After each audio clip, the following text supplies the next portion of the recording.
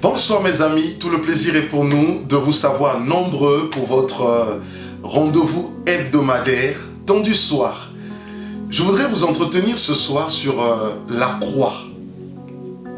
Sans plus tarder, je nous invite à lire dans le livre de Matthieu au chapitre 10, plus précisément au verset 38. La Bible nous dit ce qui suit.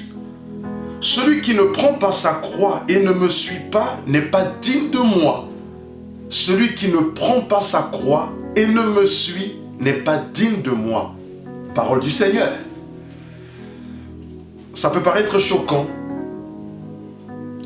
que le Dieu d'amour, plein de bonté, compatissant, miséricordieux, nous invite à ce que chacun se charge de sa croix, tout en sachant que la croix, c'est pas quelque chose qui apporte le sourire.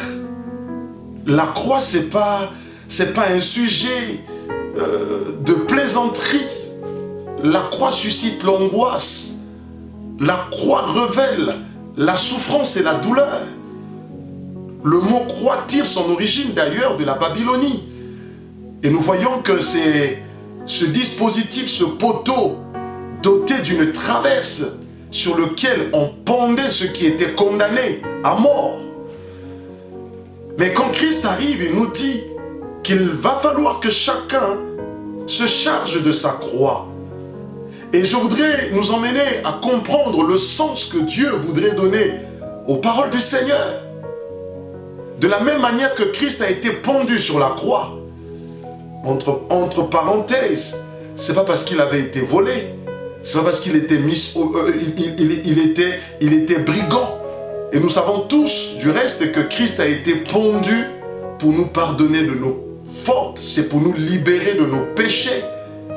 Il n'a jamais péché, ni par omission, ni par acte, ni par conscience. Mais il s'est retrouvé là-haut, sur la croix pendue. C'est pour me permettre, que nous venons tous à être libérés du poids du péché. Et quand le Seigneur nous invite ici à ce que chacun se charge de sa croix, il est juste question que tu prennes ta vieille nature, que tu prennes tes vieilles habitudes, que tu prennes les vieux démons, que tu prennes tout ce qui pouvait hanter ta vie d'une manière ou d'une autre, que tu te charges de le pendre sur la croix. Voilà pourquoi la Bible nous dit à tous ceux qui l'ont reçu, à tous ceux qui croient en son nom, il leur a donné le pouvoir de devenir enfants de Dieu. Il n'est plus question qu'on retrouve la vieille nature que tu entretenais. C'est alors que tu appartiens désormais au Seigneur. Et il n'est plus question que ton cœur soit toujours à l'image de ce que tu étais avant.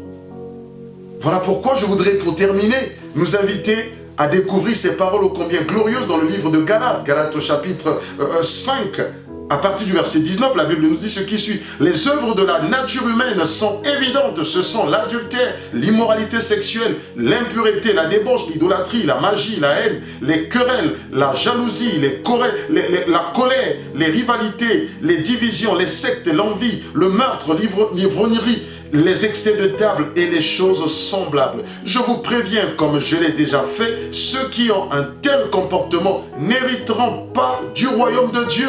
Il est question ici de prendre tous ces péchés qui nous sont énumérés ici dans Galates 5 et de les condamner sur le bois que Dieu te donne de pouvoir porter sur toi. Il n'est plus question qu'on retrouve en toi la vieille nature, les vieilles habitudes. Il est question que tu sois transformé par la parole glorieuse et précieuse que tu reçois de la part du Seigneur et que tu vives désormais en nouveauté de vie avec le Seigneur. Alors, condamne sur le bois de la malédiction ta vieille nature et vis en nouveauté de vie à laquelle tu es destiné désormais plus que jamais. Que Dieu te bénisse et on se dit à la semaine prochaine. Shalom.